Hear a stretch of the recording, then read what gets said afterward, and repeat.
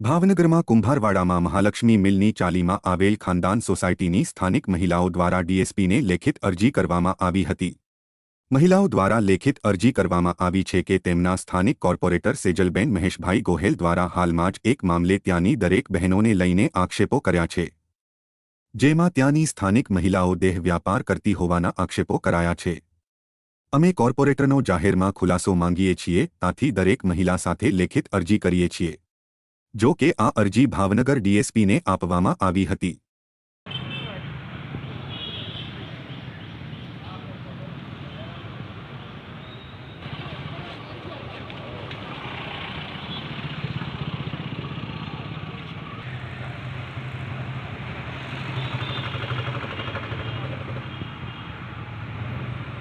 ઉષાબેન રમેશભાઈ પડાયા। હું રહું છું મિલની ચાલી ખાનદાન સોસાયટી નંબર શેરી નંબર 1।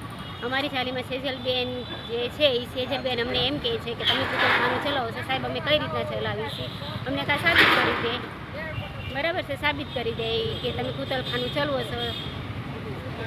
મીડિયાને બોલાવીને અમારી સામે હાજરીમાં અમને માફી માંગે, અમારે જે અમે કરવી છે સાબિત કરી બતાવે અમને।